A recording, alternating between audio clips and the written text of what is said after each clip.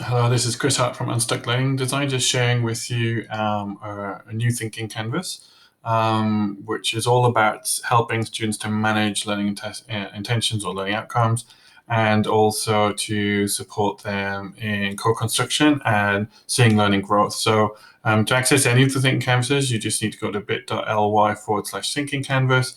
If you want to make a copy and you're a Google user, just click on File, make a copy of the entire presentation. If you do want to download it onto another platform, you can download these as PowerPoints. You could even download them as images and things if you want, but they're really built to be interactive. So ideally are used with Google Classroom and Google Slides, and the explanation of how to do that is on slide 3, as well as on some of the videos on this channel. So I'm actually going to scroll past a bunch of these. So there are loads of different thinking canvases, and this is a new one I want to share with you.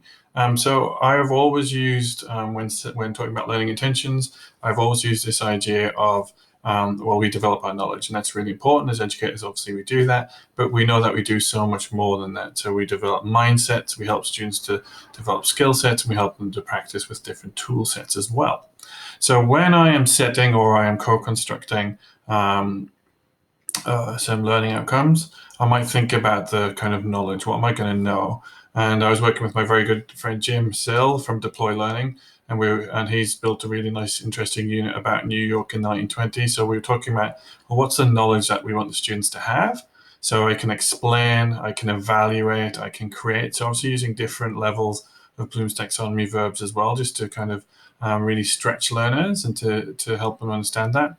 And what I want to do is right at the start of the unit is to get to students to say, well, in terms of your self-assessment on your knowledge, are you red, like you just don't know how to do this yet? Amber, you're making some progress, or green, you've made a bunch of progress towards that. So for example, it might be early doors that I can explain the socioeconomic context of New York in the 1920s. Nope, no idea. I'm really just, I don't know. I don't know how to do that.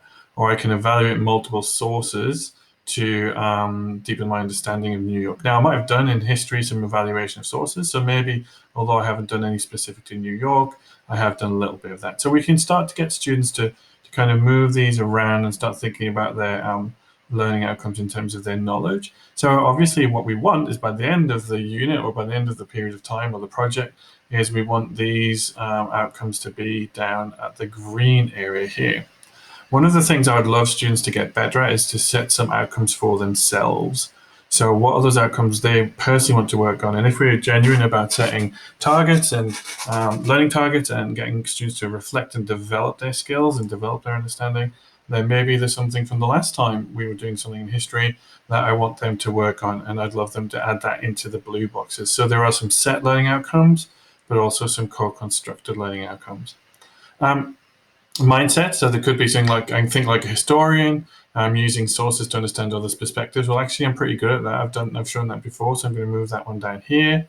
And the skills. So these are the Victorian general capabilities under the critical and creative thinking strand, metacognition, reasoning, and questions. And what I might do is say, you know what, my metacognition is really, really good. I've been practicing thinking about what's the best way to learn for me.